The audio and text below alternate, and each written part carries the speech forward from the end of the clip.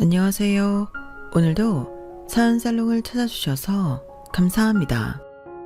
저는 가족이란 이름으로 시댁의 뱁새 같은 모습을 봐주었다가 큰 일을 치르고 정신을 차린 40대 여성입니다.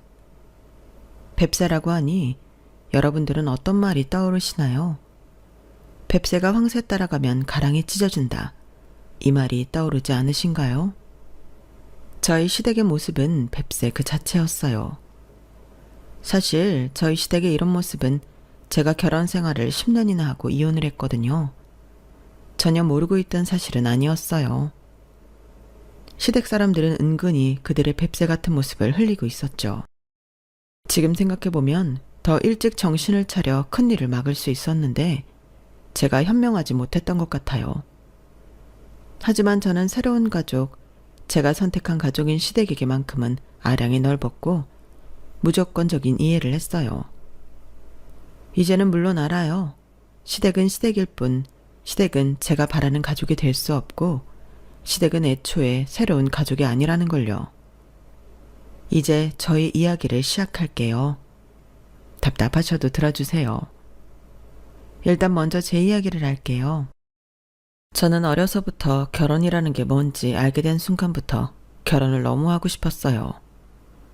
결혼을 해서 가능하다면 3명 정도의 아이를 낳고 성별은 딸, 아들 그렇게 5 식구가 오순도순 사는 모습을 정말 자주 꿈꿨어요. 제 가족을 만들고 싶었어요. 오로지 제가 선택한 사람과 제 힘으로 낳은 아이들 그 미래가 정말 행복할 것 같다는 생각을 했어요. 그러니 제 꿈은 늘 결혼이었죠. 그럴 때도 있었어요. 초등학생 때 나의 꿈에 대해 글짓기를 하기도 하고 그림을 그리기도 하잖아요. 그때 제가 한 글짓기나 그림을 보면 온통 가족 이야기예요. 그리고 희망하는 직업란엔 늘 엄마나 부인이라고 썼죠. 물론 중학생, 고등학생이 되어서 직업에 대한 개념이 생기면서 다른 직업을 쓰긴 했어요. 하지만 언제나 늘 좋은 엄마와 부인이 되고 싶다는 생각을 했죠. 그게 제 최종적인 목표였어요. 그래서 친구들에게도 그렇게 말할 때가 많았어요. 그런데 한 친구가 이렇게 묻더라고요. 좋은 엄마, 좋은 아내. 그런 건 너무 고리타분하지 않아? 요새 그런 꿈을 가진 여자가 어딨어? 여기 있네. 너희는 안 그래? 유모차 끌고 가는 엄마들 보면 예쁘고 부럽고 그렇지 않아? 달랄한 가족들 보면 마음이 몽글몽글하고. 난 그러는데. 그래서 난 꼭 좋은 엄마, 좋은 아내가 될 거야. 그런데 그거 인간은 결핍을 욕망하는 거 아니야? 왜 프로이트라고 인간의 정신 같은 걸 연구한 사람이 있는데 그 사람이 그런 말을 했는데 생각해보면 너 가족을 이루고 싶다는 이야기 말고 뭐 하고 싶다고 우리한테 말한 적 없잖아. 저는 친구의 그 말을 듣고 그 순간 얼어버렸어요. 그럴 수밖에 없었어요. 사실 저에겐 친구에게 말하지 못한 비밀이 있었거든요. 그리고 단 한 번도 그 비밀이 저에게 결핍이라고 생각해 본 적이 없었어요. 그리고 프로이트? 당연히 몰랐죠. 애초에 저는 심리학에 그다지 관심이 있지도 사람의 심리에 관심이 있지도 않았거든요. 물론 지금도 마찬가지고요. 하지만 친구의 그 말은 저를 바닥으로 내려앉혔어요. 그러자 친구도 그냥 해본 말이라며 미안하다고 하더라고요. 아마 거기에 있던 친구들은 모두 제 가정사를 예측했을 거예요. 정확히 무슨 일인지는 몰라도 적어도 제 가정에 무슨 일이 있었다는 것을 알았겠죠. 저는 들켰다라는 생각과 스스로 놀라서 어쩔 줄을 몰랐어요. 그리고 집으로 돌아와 곰곰이 생각해봤죠. 사실 저희 엄마는 제가 16살이었을 때 그해 여름에 집을 나갔어요. 지긋지긋해. 이렇게 가난하게 지내는 거 아주 지긋지긋하다고. 내가 언제까지 이런 상표도 모르는 옷을 입어야 하고 언제까지 하지도 못하는 요리를 해야 해? 그리고 이건 어디서 주워온 건데? 이 집은 아무리 청소를 해도 또 해도 집이 낡아서 먼지투성이야. 나 이제 도무지 감당할 수가 없다고. 그리고 너 그만 좀 울어. 내가 너 때문에 하던 공부도 그만두고 이러고 살고 있는데 대체 뭐가 억울해서 그렇게 우니? 정말 지긋지긋해. 아침에 일어나는 게 얼마나 지옥 같은 줄 알아? 내가 뭘 포기하고 여기에 왔는데. 나 오늘부로 여기 떠날 거야. 아버지한테 갈 거야. 자존심 이딴 거 다 필요 없어. 여기서 살 바엔 아버지한테 가서 길 거야. 나 찾지 마. 죽어도 찾지 마. 엄마는 하교를 한 저와 퇴근을 한 아빠 앞에서 그렇게 말하고 정말 집을 나갔어요. 그때 저는 에어컨이 없는 저희 집에서 공부를 하기 힘들어 아빠가 퇴근할 때까지 도서관에서 공부를 하고 있었거든요. 엄마는 그런 저희가 돌아올 때까지 기다린 것 같더군요. 그때 저희 아빠와 분식집에서 저희가 먹을 김밥이며 떡볶이, 순대 같은 걸 사왔는데 그래서 아빠가 먹고 이야기하라고 식탁을 펼쳤는데 엄마는 차갑게 웃었어요. 그딴 음식도 그만 먹고 싶다고. 그게 얼마나 몸에 안 좋은지 알아? 그렇게 말하고 캐리어를 끌고 집을 나갔어요. 정말 더운 여름이었어요. 저와 아빠는 더운 여름에 집을 나간 엄마를 걱정하며 식탁에 앉아 사온 음식을 먹었죠. 사실 그때 저는 울고 싶었어요. 엄마가 저런 이야기를 한 게 처음이 아니었지만요. 초등학교 그림 그리기 시간엔 가족을 그리기도 하죠. 저는 맨날 그 시간에 거짓 그림을 그렸어요. 저희 엄마의 표정을 매번 인자하게 웃는 얼굴로 그렸거든요. 그건 거짓 그림이에요. 저희 엄마는 매일 인상을 쓰고 있었어요. 설거지를 할 때도 청소를 할 때도 아빠에게 돈을 달라고 말할 때도 샤워를 오래 한다고 저를 혼낼 때도 언제나 인상을 쓰고 있었어요. 그러니까 거짓 그림이죠. 하지만 있는 사실대로 그릴 수는 없었어요. 어떻게 사실대로 그릴 수 있겠어요? 그리고 나중에 제가 하찮다라는 단어를 알게 되면서 엄마는 저희 아빠와 저를 하찮게 봤다고 그래왔다는 걸 알았죠. 저는 엄마와 단둘이 집에 있는 게 힘들었어요. 엄청 긴장했거든요. 중학생 때보다 어릴 땐 엄마의 관심을 끌려고 앞에서 춤도 추고 그랬던 것 같은데 초등학교 고학년부터는 눈치만 봤어요. 엄마가 터지지 않게, 만두처럼 터지지 않게 조심해야 해. 늘 그렇게 생각했죠. 하지만 그렇게 행동한다고 미숙한 어린아이가 완벽했을까요? 늘 엄마는 만두처럼 터져서 저를 나무랐어요.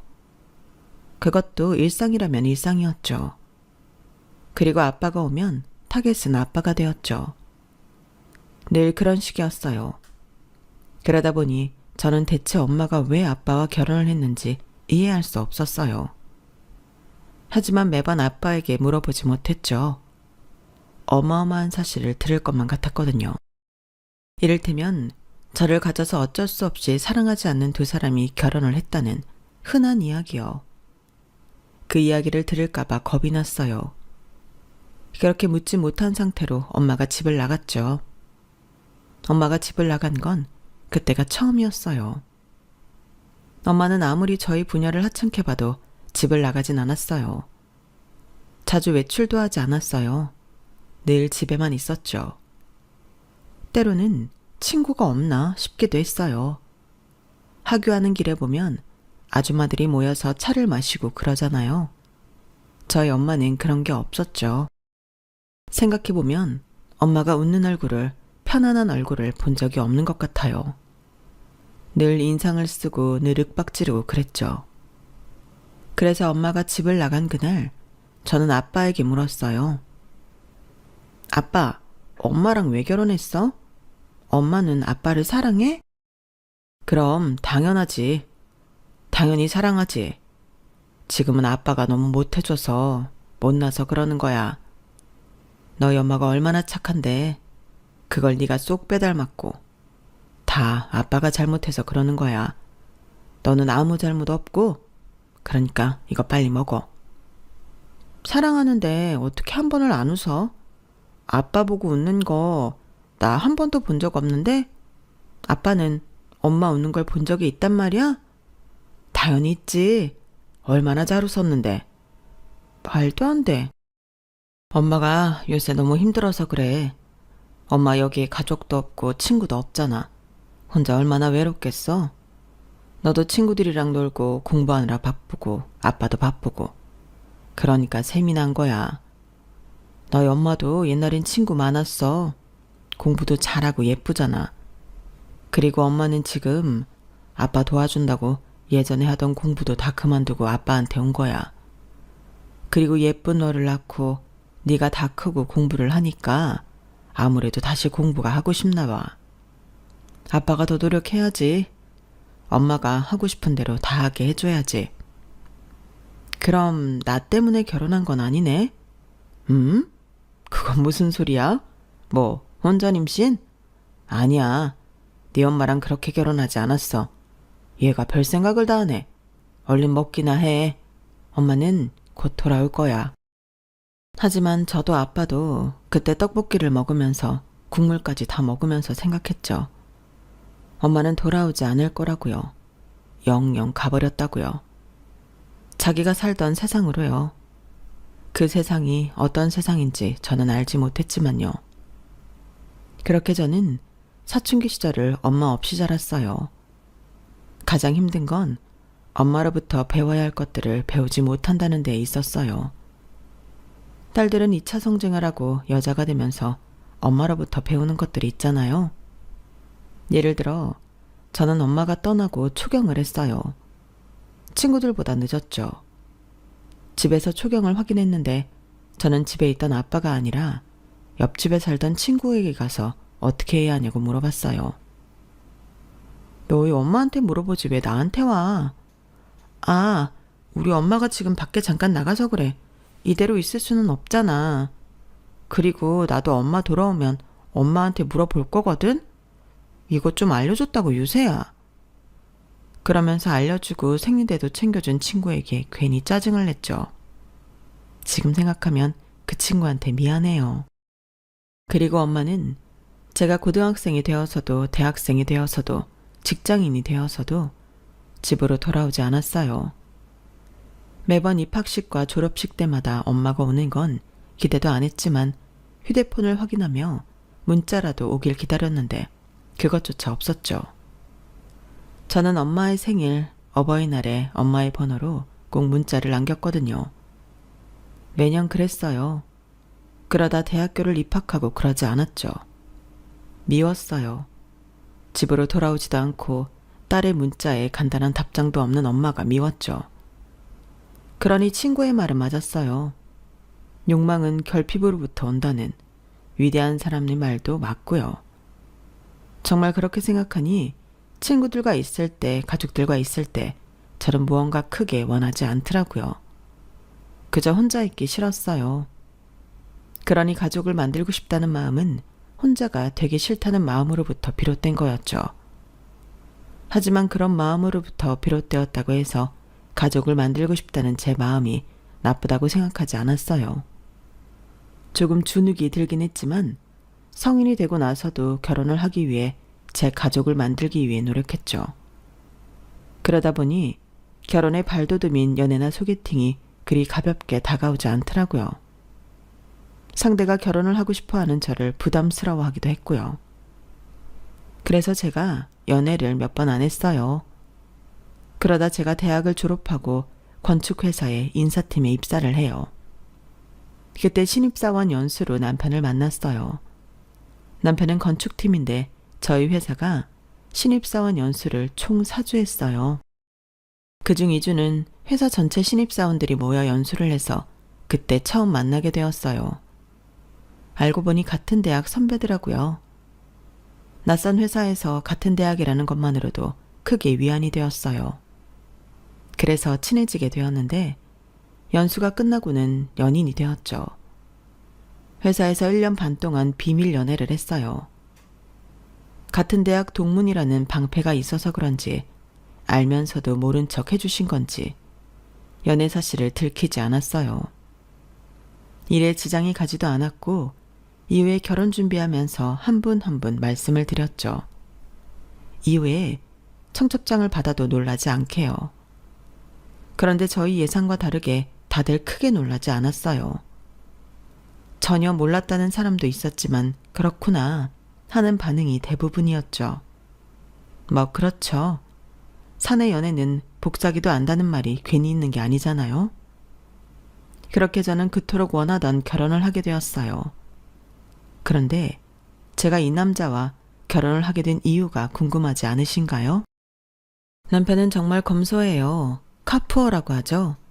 차는 무지하게 비싼 걸 타면서 실상은 배굴 꼬다니는 사람들을 말하잖아요. 그리고 욜러요. 인생은 오직 한 번뿐이라는 말의 약자가 한때 유행했잖아요. 남편은 그 두 단어를 극혐하는 사람이에요. 인생은 건축적으로 살아야 한다고 건축쟁이답게 그런 말을 자주 했어요. 건축이라는 말을 참 좋아했어요. 그만큼 남편은 절약하고 성실하게 하나씩 쌓아 올리는 걸 좋아했어요. 그래서 주식이나 도박에는 눈길도 주지 않았고요. 복권도 사지 않더라고요. 사람이 한 방울 노리면 썩는 법이야. 그런 말을 하더라고요. 그래서 이 사람과는 결혼을 해도 되겠다 싶었어요. 그리고 제가 남편과 함께 재미로 타로를 봤거든요. 참 좋은 운명이네요. 여자분은 거목이지만 물이 없고 남자분은 가시나무인데 물이 많아요. 물을 주고받으면서 서로 상생하기 좋은 운명이에요. 그리고 여자분, 1년 뒤에 결혼할 거라고 하네요. 축하드립니다. 그 이야기가 제게는 농담 같지 않았어요. 제가 좀 융통성이 없거든요. 거목이라는 말이 딱 맞게 말이에요. 반면에 남편은 가시나무의 가지처럼 많은 선택지를 만들어 놓고 우선순위도 정해놓은 사람이라 제게 도움을 준 적이 한두 번이 아니에요. 그리고 남편이 될 사람에게 저의 가정사를 말하지 않을 수 없어 털어놓았는데요. 저는 이야기를 하면서 도중에 그만둘까, 농담이라고 할까 이런 생각이 수없이 들었어요. 하지만 남편은 표정 하나 바뀌지 않았어요. 저를 쳐다보지 않고 계속 이야기를 들었죠. 그리고 제가 이야기를 다 끝내자 제 눈을 똑바로 보더라고요. 그래? 그래서 네가 성숙하구나. 다른 또래에 비해서. 다 먹었어? 그럼 일어나자. 커피 마시러 갈래? 저는 좀 충격적이었어요. 대체로 이런 말을 들으면 저를 동정하지 않나요? 그런데 남편의 얼굴과 말엔 동정은 전혀 없었어요. 하지만 오히려 그런 점이 저에게 크게 와닿았어요. 이상하게 감동했다고 할까요? 제가 불행이라고 여긴 일들을 일상처럼 대해줬으니까요. 다행히 남편도 저와 결혼 생각이 있어서 저희는 차근차근 결혼을 하게 되었어요. 그런데 상견례 때 예상하지 못했던 일이 벌어졌어요. 지금 생각해보면 제가 너무 안일해서 벌어진 일이기도 해요. 시어머니가 아빠 옆자리가 비어있는 걸 보고 제게 묻더라고요. 어머니는 안 오신 건가요? 그 말을 들은 제가 무심코 남편 얼굴을 봤는데 남편이 저를 의아하게 보더라고요. 저는 그 순간 아차했어요. 저희 부모님이 이혼을 하지 않았거든요. 그리고 남편에게도 그렇게 말했고요. 그러니 시댁에선 이혼을 하지 않은 서류상 친모인 저희 엄마가 당연히 올 줄 알았던 거예요. 제가 무척 당황했어요. 아무 말도 하지 못했죠. 그리고 저희 아빠가 당황한 제 손을 잡았어요. 아, 지영이 엄마는 이 자리에 안 올 겁니다. 그리고 결혼식에도 안 올 거고요. 저희가 별거 한 지가 오래지만 사실 이혼한 것과 다르지 않습니다. 이 말씀을 제가 먼저 드렸어야 했는데 죄송합니다. 아니, 결혼식에도 오지 않는다고요? 아무리 별거를 오래 했어도 하나뿐인 딸 아닙니까? 결혼식 부모석에 빈자리 있는 거 사람들이 입에 오르내리기 좋습니다. 웬만하면 두 분이서 이야기해 오라고 하는 게 좋지 않겠습니까? 딸이 하나라고 들었는데 너무하시네요. 요새는 이혼을 해도 별 껄끄럽고 생각한 관계 아니면 참석한다고 하던데 두 분 사이에 무슨 큰일이 있으셨나요? 그런 이야기는 제가 아들에게 듣지를 못해서. 지영아, 무슨 일이 있었니? 시어머니가 제게 묻는데 저는 고개를 숙일 수밖에 없었어요. 그렇게 상견례는 한마디로 망쳤어요. 하지만 그렇다고 결혼식 준비를 멈출 수는 없기에 매일 결혼식 준비를 했죠. 그런데 결혼식 일주일 전에 엄마 번호로 전화가 오더라고요. 저는 의심하며 전화를 받았어요. 그런데 정말 엄마였어요. 너 결혼한다며? 너희 아빠도 이야기 안 했는데 네 신랑이라는 사람이 찾아왔더라. 결혼한다고. 네 얼굴 생각해서 와줄 수 없냐고. 상견례 때 이야기도 들었다. 말해줬다면 갔을 거야. 네 신랑 말대로 하나뿐인 딸이니까. 한복은 내가 알아서 하마. 엄마는 그렇게만 말하고 제 대답은 듣지 않고 전화를 끊었어요. 그리고 전 남편에게 가서 이게 무슨 일이냐고 물었죠. 그러니 남편이 제 손을 잡아요. 너한테 미리 말 안 한 건 미안해. 하지만 물어본다고 대답할 것 같지 않았어. 너 어머니 미워하잖아. 이해해. 나 같아도 그럴 것 같아. 그래서 장인어른한테 여쭤봤어. 어머니, 장모님 어디 계신지. 그리고 상견례 때 있었던 일, 결혼식 때 그대로 겪고 싶은 건 아니잖아. 엄마 말이 완전히 틀린 것도 아니고. 빈자리 있으면 남 이야기하기 좋아하는 사람들이 어떻게 할지 뻔해. 그러면서 남편은 다시 한번 사과했어요.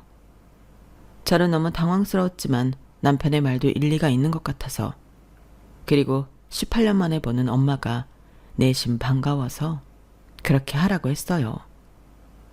그리고 결혼식 당일 신부 대기실에서 준비를 하는 제게 엄마가 다가왔어요. 저는 내심 감동했어요. 그런데 엄마는 저와 신부 대기실을 구석구석 보더라고요. 참, 하나뿐인 딸 결혼이라고 오라더니 고작 이런 데서 하니? 나는 또 5성급 호텔에서 하는 줄 알았다. 지금 애들 시험 기간이라 얼마나 바쁜데 바쁜 사람 오라고 해놓고 기름값도 안 나오겠다. 그리고 그 드레스 너한테 안 어울려. 네 남편이 그 드레스가 이쁘다 하든? 참, 이렇게 미적 감각이 없어서야. 결혼식은 얼마나 하니? 엄마 바쁘다. 그리고 아빠가 엄마를 찾으러 왔어요. 애한테 별 이상한 소리 하지 말고 밖으로 나와. 사위한테 인사는 했어? 사돈어른한테는. 무슨 사위, 무슨 사돈어른?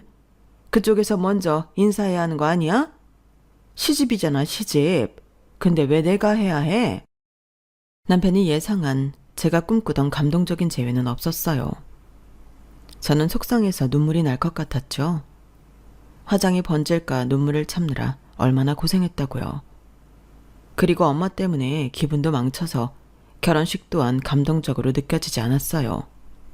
그저 이 드레스가 너무 불편했죠. 그리고 결혼식이 끝나고 축의금 봉투를 확인하는데 설마 엄마가 축의금을 가져가려고 온 건가 싶었어요. 그런데 엄마 이름으로 온 축의금은 한 봉투도 없더라고요. 그건 그것대로 서운했죠. 그래도 딸 결혼식인데 아무한테도 안 알렸구나 싶었어요. 그리고 남편이 봉투를 정리했어요.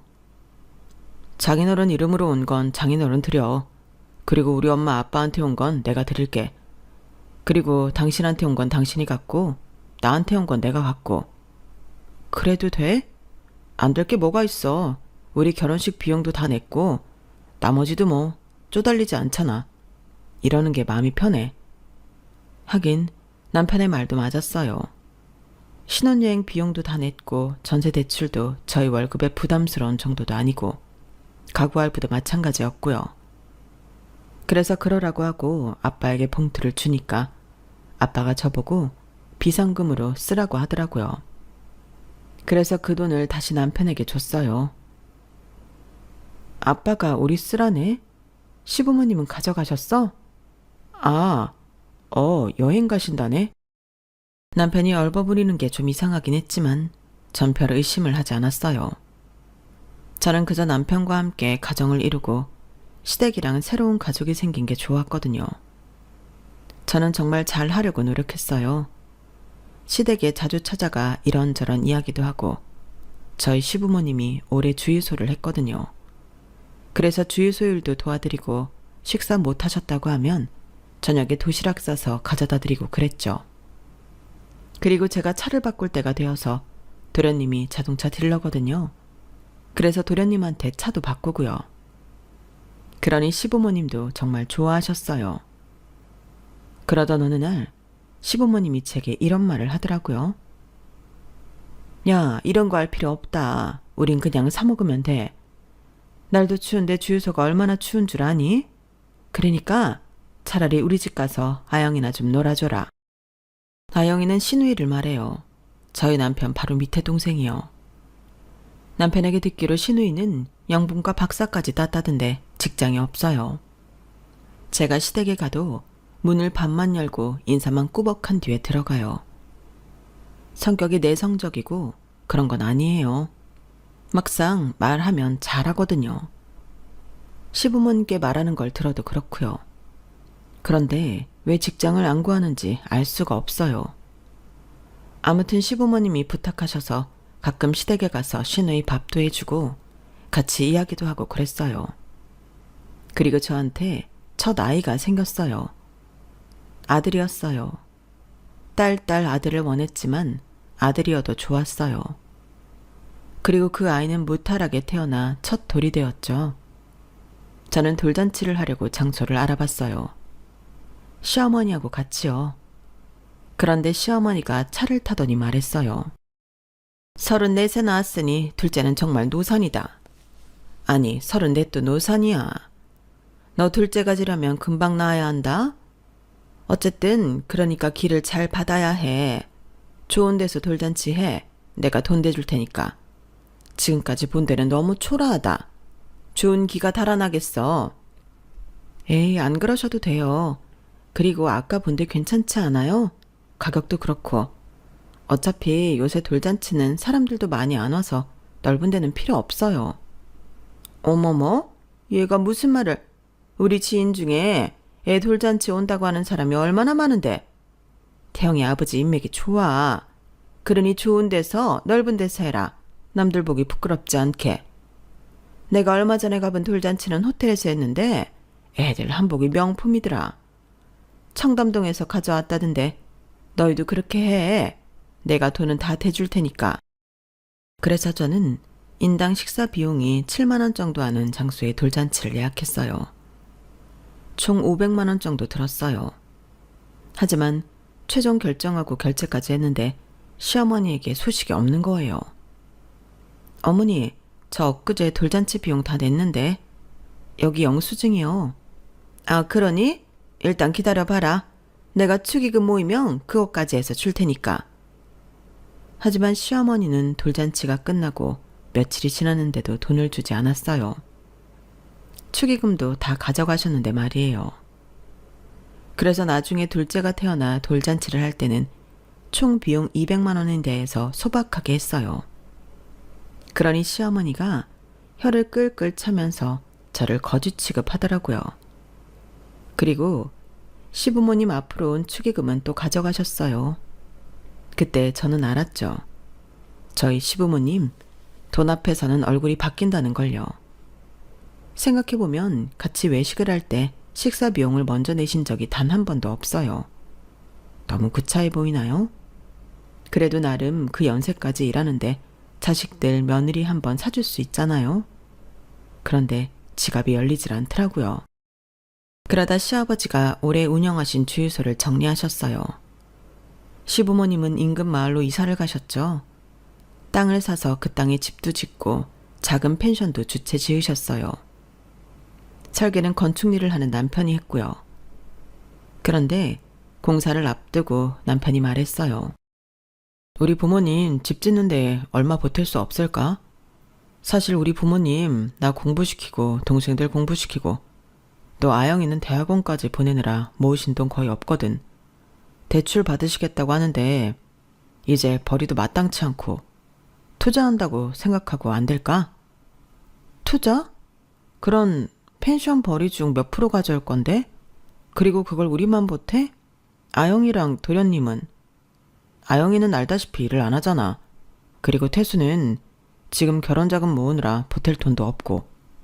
자기 왜 이렇게 냉정하게 굴어? 당신 부모 일이라도 이럴래?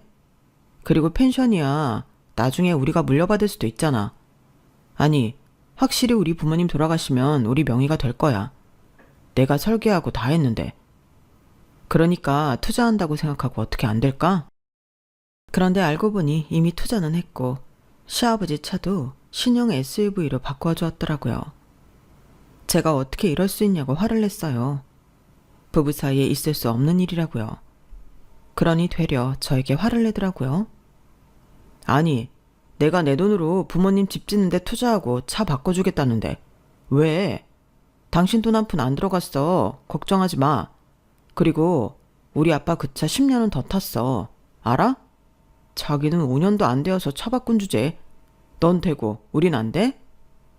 내 차는 중고차였잖아. 연식이 2012년이었다고. 어쨌거나 우리 부모님이 작은 주유소 하면서 우리 3남매 키우느라 얼마나 고생했는데 내가 이 정도 효도도 못해? 그러게 애초에 순정적으로 나왔어야지. 그리고 내가 말했잖아. 결국엔 내 땅, 네 땅 되는 거라고. 나중에 우리가 살 집이고 우리가 관리할 펜션이라고. 왜 이렇게 답답하게 굴어? 그걸 당신이 어떻게 장담해? 약속 받아낼 수 있어? 각서라도 쓸 수 있냐고. 그렇게까지 하면 내가 투자할게. 각서 받아내. 알았어? 그러자 남편은 저와는 도무지 말이 안 통한다며 방을 나갔고 그날은 소파에서 자더라고요. 그리고 저는 혼자 방에 남아 울었네요. 돈이 아까워서가 아니에요. 투자할 수 있죠. 노후를 생각하면 나쁘지 않은 선택지고요. 하지만 일단 상의하지 않고 돈을 보탰잖아요. 그리고 저희 형편이 그리 넉넉하지 않아요. 둘이 살다가 넷이 되니까 지출이 만만치 않더라고요. 그리고 효도하는 거라는 남편의 말을 들으니 순간 저희 아빠가 생각이 나서 눈물이 왈칵 쏟아지더라고요. 저희 아빠도 만만치 않게 힘들게 저를 키웠어요. 그래도 시부모님은 부모 잘 만나 땅을 얻어 주유소를 했지만 저희 아빠는 3번에 이직을 했어요. 처음엔 제약회사였고 다음이 보험회사, 그리고 다음이 타이어 공장이었어요. 원래 저희 아빠는 운동을 했어요. 무슨 운동이었는지는 모르지만 집안 형편이 어려워져서 운동을 계속하지 못하고 운동만 했으니 공부를 못해서 대학도 가지 못하고 바로 취직을 했어요. 제약회사는 할아버지 지인이 임원으로 있어서 취직할 수 있었어요. 그리고 이직을 여러 번 한 것은 처음 하는 영업일에 적응을 못해서 실적이 나지 않았기 때문이에요. 한마디로 잘렸죠. 아빠는 영업을 하면서 스트레스를 많이 받았어요. 친구도 지인도 전부 잃었죠. 그래서 아빠는 마지막에 타이어 공장을 다니면서 그제야 무사한 일했어요. 애초에 이런 데에서 일을 할 걸 그랬다. 나는 이 기계를 다루는 일에도 자격이 필요하다고 생각했는데 그냥 사지 멀쩡하면 할 수 있는 일이란 걸 알았다면 애초에 이 일을 했을 거야. 아빠는 요새 너무 행복하다. 그러니 공장 다닌다고 안타깝게 생각할 거 없어. 그리고 저희 아빠 차에 대해서도 할 말이 많아요. 저희 아빠는 6년 된 중고차를 제가 초등학생 때 사서 고등학생 때까지 탔고 지금 타는 차는 15년 정도 되었어요. 오히려 바꿔야 할 차는 저희 아빠 차 아닌가요? 게다가 저희 아빠는 제가 결혼을 하고 불이 나게 12평짜리 빌라로 이사를 갔는데 알고 보니 그 전에 살던 집은 반전세였더라고요. 그리고 와이프 없이 사는 남편은 왜 이렇게 비굴해 보이는지 아빠가 제 출가 이후 살도 많이 빠져서 더 그래 보이더라고요. 그리고 제가 미련하게 느껴졌어요. 그래서 아빠에게 차를 선물했어요. 외제차로 사드렸어요. 그리고 공장에서 일해 고된 아빠를 위해 안마기도 선물 드렸죠. 최고급형으로요. 그리고 그걸 남편이 알게 되었고 순차적으로 시부모님 귀에도 들어갔어요. 너희 아빠 차 바꿔줬다며. 그것도 외제차로? 그리고 요새 선전하는 최고급 안마기도 사주고? 다음에 뭐 해줄 거니? 다음엔 집이라도 사주려고? 언니, 그렇게 돈 많으면 저도 좀 해주세요. 나도 외제차 몰고 싶다. 엄마, 우리 안마기 바꿀 때 안 됐나? 그러더니 시어머니와 시누이는 제 앞에서 제 험담을 했어요. 제 배포가 작다는 둥 융통성이 없다는 둥 나중엔 남편이 불쌍하다는 말도 하더라고요. 저는 그 자리에서 짐을 챙겼어요. 어머니, 그리고 아영아, 제발 적당히 좀 하세요. 제가 뭘 그렇게 잘못했나요? 맞아요. 저 이 집 짓는데 비용 보태기 싫었어요. 애들 키우는 게 한두 푼도 아닌데 악착같이 모은 돈 깨고 싶지 않았다고요. 그런데 남편이 그러더군요. 자기 돈으로 효도하는데 뭐 어떠냐고요. 그래서 저도 그렇게 한 거예요. 다 제 돈으로 아빠 차 바꿔드렸어요. 왜요? 그러자 시부모님 시누이 벙져서 아무 말도 못 하더라고요. 하지만 그 이후 시어머니와 시누이는 저를 무시했어요. 빈정상한 게 1년은 더 갔죠. 두 사람 다 2월이 생일인데 그때 제가 금팔찌를 해주기 전까지 그랬어요. 그리고 제게 있을 수 없는 일이 일어났죠. 저희 아빠가 그로부터 5년 뒤에 췌장암으로 돌아가셨어요. 5년 정도 투병했고 투병하면서 마음의 준비를 했지만 마음이 무너지는 건 어쩔 수 없었어요. 저희 남편이 상주를 했고 저희 엄마는 오지 않았어요. 하지만 그것조차 신경 쓸 수 없었어요. 전 첫째 날에 계속 울었어요. 그래서 남편과 시부모님이 대신 손님을 맞이했죠. 그리고 둘째 날 제가 정신을 좀 차리고 조문객을 맞이했어요. 그러니 남편도 시부모님도 각자 본인들 지인에게 가더라고요. 생각해보면 그때 시댁 식구들 지인이 더 왔어요. 저희 시아버지가 지금 사시는 곳 이장이거든요. 그리고 시어머니는 부녀회 회장이고요. 첫째 날에 시부모님이 휴대폰을 손에 놓지 못하더니 반이 시댁 손님이었죠. 그리고 다음날 새벽 시댁에서 저희 아빠 보험금 이야기가 나왔어요. 보험금 수령은 네가 아는 거니? 아니면 아직 이혼 안 한 너희 엄마가 아는 거니? 너희 아빠가 보험회사에서 일해서 그런 것 하나는 꼼꼼하게 했을 텐데. 그러게, 네가 이 약 물고 이혼을 시켰어야지. 이것 봐, 얼마나 복잡해? 그러게, 뭐 대단한 부인 노릇을 했다고 보험금 다 못 받으면 참. 언니, 엄청 배 아프겠다. 그리고 남편조차 저에게 보험금에 대해 묻더라고요. 아, 그리고 차도 빨리 팔아라. 최대한 빨리 팔아야 돈이 되는 거야. 그리고 네 아빠 살던 집은 어떻게 하니? 설마 그것도 네 엄마한테 가는 건 아니지? 아유, 이래서 가정사 복잡한 애들은 가족으로 두는 게 아니라니까. 유서도 없다니? 시 끝나면 곧장 너희 아빠 집으로 가서 살펴봐. 저는 정말 치욕스러웠어요. 이런 대접까지 받아야 하나 싶었죠. 그런데 시어머니가 이런 말도 하더라고요. 그리고 미리 말해두는데 우리 집의 이름으로 온 조의금 봉투는 우리한테 줘야 한다? 내 아들 손님 것도 빼놓지 말고. 그러기로 했으니까. 엄마, 적어도 300은 되겠는데? 아니 여보, 무슨 소리야. 우리는 겹치는 지인도 있는데. 겹치는 지인? 웃기지 말아라. 너 나중에 애들 크면 회사 그만두게 될 건데 그럼 우리 아들 지인인 거 맞잖아. 사람이 멀리 봐야지. 안 그러니? 그리고 너 결혼할 때 축의금도 안 나눴잖아. 그때 우리 손님이 얼마나 왔는데 결혼식 비용으로 쓴다고 냉큼 가져가 놓고선? 네? 제가요? 그거 다 남편이 가져갔는데요. 어머님 드린다고 했어요. 그래서 저도 이게 어디서 거짓말이야? 이렇게 가족 사이에 믿음이 없어서 되겠어? 나는 이제 너를 온전히 믿을 수가 없어. 아니 어머니, 제가 대체 뭘 어쨌다고 그런 말씀까지 하세요? 믿음이요? 그렇게 따지면 어머니도 할 말 없죠. 믿음이 있는 가족이 그렇게 하나요? 어제 저 빼고 다들 호텔에서 쉬었잖아요. 저한테 묻지도 않고요. 그건 한 사람이라도 남아 있어야 하니까 그렇지. 이건 너희 아빠 장례식이잖아. 그럼 우리 중 한 사람이 남으리? 아니 아무리 그렇다고 해도 그건 아니죠. 그리고 아빠 돌아가신 와중에 보험금이요? 유산이요? 그게 가족으로서 할 말이에요? 저는요. 그때 누군가가 장례식장 안으로 들어왔어요. 바로 엄마였어요. 엄마가 검은 옷을 입고 신발을 아직 벗지 않은 채로 저희를 보고 있었죠. 이게 무슨 일인가요? 저희 엄마가 물었어요. 그러니 시어머니가 팔짱을 끼고 웃었어요. 제 3자는 빠지시죠? 그런데 저희 엄마 전혀 주눅들지 않고 신발을 벗었어요. 신발장에 가지런히 신발을 두고 아빠의 영정사진 앞에서 절을 하고 조의금을 함에 넣었어요. 그리고 저희에게 왔어요. 제 3자라는 말에 할 말이 없지만 그래도 아직 이혼은 안 했으니까요. 무슨 일 있나요? 멀리서부터 큰 소리가 들리던데요. 그리고 늦은 건 죄송합니다.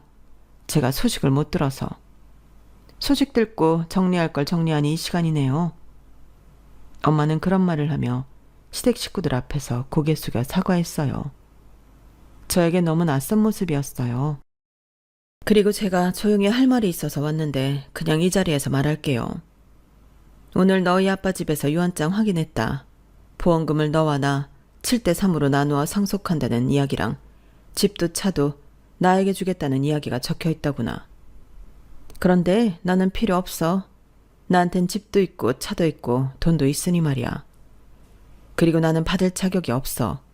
네 아빠를 혼자 남겨두고 갔으니까. 그래서 나는 이 모든 걸 너한테 주려 한다. 변호사를 통해 서류를 보내마. 너는 거기에 사인만 하면 돼. 저는 엄마의 말에 무척 놀랐어요. 시댁 식구들도 놀란 건 마찬가지였죠. 그리고 엄마는 제게 제안 아닌 제안을 했어요. 그리고 너는 회사 그만두고 할아버지 회사로 가거라. 할아버지가 큰 도자기 회사를 운영하고 있다는 걸 내가 말했었나? 하지 않았더라도 가거라. 딱 보니 시댁에서 존중받는 것 같지 않으니 나도 마음 편히 네 자리를 만들어 놓을게. 아주 큰 회사다. 오빠 애들한테는 뜻이 없어서 후계자가 필요해. 지금부터 일을 배우면 나중에 물려받을 수 있을 거다. 다음 주부터 출근해라. 제가 벙져서 아무 말도 못하니 시어머니가 저에게 눈치를 줬어요. 아우, 사돈어른 당연히 그래야죠. 예, 후계자라잖니. 어서 하겠다고 해. 그럼 우리는 떼돈을 버는 거야. 그리고 그 말을 들은 엄마가 피식 웃었어요. 죄송하지만 그 댁으로 들어가는 돈은 한 푼도 없을 겁니다. 사실 밖에서 무슨 이야기 하는지 다 들었어요. 제 앞에서 순순히 사과하면 이렇게까지 할 생각은 없었는데 제 딸 이제부터 제가 데리고 살겠습니다. 이혼시키겠다는 소리입니다. 하나뿐인 제 딸 이런 대접 받고 사는 거 원하지 않습니다. 물론 제가 키운 건 아니고 제 남편이 다 키웠지만요. 하늘에서 보고 있을 제 남편도 이런 생활 원하지 않을 겁니다. 그러니 이제껏 챙겨주어 고맙다는 말은 하지 않을게요. 그럴 자격 없으니까. 댁도 저도. 그렇게 말하며 엄마는 시댁 식구들을 장례식에서 내쫓았어요. 너는 어쩜 남자 보는 눈이 없니? 날 안 닮았나? 그게 무슨 소리예요? 갑자기 와서 그런 말이 하고 싶어요? 그리고 아까 그건 대체 무슨 말이에요? 말 그대로야. 이해했으면서 뭘 묻니? 하여튼 넌 네 아빠를 닮아서 확실한 걸 좋아하지. 그러면서 엄마는 옛날 이야기를 해줬어요. 아빠의 말대로 엄마는 아빠를 엄청나게 사랑했다는 이야기요. 서로 부지런히 사랑했어요. 하지만 그건 저를 갖고 제가 태어나 목을 가누기 전까지의 일이었어요. 시간이 지나면서 엄마는 깨달았어요. 부잣집 딸인 엄마가 가난한 아빠를 감당하기엔 속이 좁다는 걸요. 엄마는 좁은 집, 중고로 산 물건, 저렴한 것들 이런 게 마음 편히 받아들여지지 않았어요. 그래서 매일 짜증을 낸 거였어요. 그러니까 그를 사랑하지만 그의 주변을 사랑할 수 없는 자신의 좁은 마음에서 비롯된 짜증과 노여움이었죠. 그러다 참다 못해 집을 나간 거예요. 그리고 엄마는 그 점을 저에게 사과했어요. 택시에 올라 후회했지만 돌아갈 자신이 없었어요. 그렇게 엄마는 예전의 생활로 돌아갔죠. 학교로 가 박사학위를 따고 도예과 교수가 되었어요. 그러면서 아빠와는 가끔 연락을 했어요. 미안하다는 말을 가장 많이 했죠. 제가 눈에 밟힌다는 이야기도 했고요. 네 결혼식에서 그런 말을 한 것도 진심이었지만 또 어떻게 보면 진심이 아니었어. 내 하나뿐인 딸이 초호화 결혼식을 했으면 좋겠다는 마음과 차라리 혼자 살아서 내 고통을 겪지 않았으면 하는 마음이 섞였었거든. 그래도 그런 말을 한 건 미안하다. 상처가 되었다면. 그리고 장례식에 늦은 것도 미안해. 네 할아버지 아직도 정정하거든. 그래서 아직도 네 아빠를 미워해. 못 가게 하더라고. 결국에 나왔지만. 아무튼 미안하다. 그리고 엄마는 변호사를 선임해 줄 수 있으니 소송하고 싶으면 하라고 했어요. 그런 말을 하고 저와 밤새 이야기를 했어요. 그런 뒤에 장례버스에 올라 아빠를 화장하고 추모공원에 모셨죠. 그때까지 시댁 식구들은 보이지 않았는데요. 저희 집에 있더라고요. 모두 제 발목을 잡고 그리고 고개를 조아리고 사과를 해요. 미안하다. 우리가 너무 잘못했다. 앞으로는 그런 말 안 하마. 조의금 모두 네가 가져가라. 그거에도 성에 안 찬다면 내가 뭐든지 하마. 우리가 뭐든지 할게. 제발 이혼만은 말하다오. 저는 기가 막히더라고요. 이렇게 태세 전환을 하는 시댁 식구들이 웃기고요. 참 웃기네요. 그놈의 돈이 뭐라고. 저 엄마 말대로 할 거예요. 이혼할 거고 할아버지 회사도 들어갈 거고요. 조의금 보니까 딱 300만 원 정도 되던데 그 돈 받고 합의 이혼하죠. 어차피 소송에도 불리한 거 아시잖아요. 유산 상속받은 건 재산 분할에 들어가지도 않고. 제가 알아보니 기여도라는 게 있더라고요. 그리고 저희 집이며 차며 적금이며 다 남편 명의인 건 아세요? 거기서 제 기여도를 따지면 제가 오히려 이득일 텐데요. 설마 남편 기여도가 아드님 기여도가 높다고 생각하는 건 아니죠? 맨날 시댁에 가서 청소하고 일 도와주고 제가 그랬는데 당신은 우리 아빠 집 자주 가지도 않았잖아. 그 명의 네가 다 가져가. 대신 친권이랑 양육권은 내 거야. 알겠어? 거기에 대해선 입도 뻥긋하지 마. 이제 다들 가주실래요? 이왕이면 너도 좀 가고. 엄마랑 서류 정리되면 집어넣어서 나갈 테니까 그때까지만 시댁에 있어.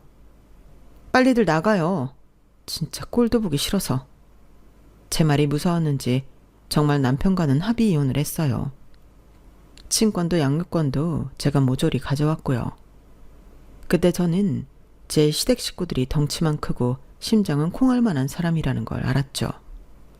저 같았으면 안 되더라도 소송해봤을 텐데 이런 식구들에게 뭘 그렇게 쫄았는지 저도 제가 한심하더라고요. 그리고 저는 난생 처음 보는 할아버지 회사로 들어가 일을 배우고 있어요. 도자기를 전문적으로 배우는 일은 처음이지만 그래도 예쁘고 재밌더라고요. 그리고 넓게 봐서 제가 잘 읽으면 제 아들들도 일자리가 보장된 거잖아요. 요즘 같은 시기에 얼마나 다행이에요. 저는 제 아들들만 보고 열심히 할 생각입니다. 그리고 아마 남편은 재혼도 못할 거예요. 제가 회사에 모조리 다 이야기하고 퇴사했거든요. 누가 이런 시댁에 시집오고 싶겠어요. 그리고 시부모님이 사는 마을에 부녀회를 통해 소문을 냈어요. 부녀회에서 저희 아빠 장례식에 온 분들이 불만이 많더라고요. 하긴 누가 사돈 어른 장례식에 사람을 불러요. 그래서 시아버지는 이장자리에서 내려오고 시어머니도 부녀회에서 퇴출당했어요. 아마 이사를 가실 것 같아요. 부동산에 물어보니 집을 내놓았다고 하더라고요. 여기까지 저희 뱁새 시댁에 대한 이야기는 끝입니다. 어떻게 보셨나요? 정말 뱁새가 황새 따라하단 가랑이 찢어진다니까요. 저도 제 분수 지키며 열심히 살아가볼 생각입니다. 제 이야기 들어주셔서 감사드리고요. 모두들 부자 되시고 건강하세요. 여러분, 사연 댓글에 응원과 현명한 조언 부탁드려요. 좋아요와 구독은 저에게 큰 힘이 됩니다. 오늘도 좋은 일 가득하세요.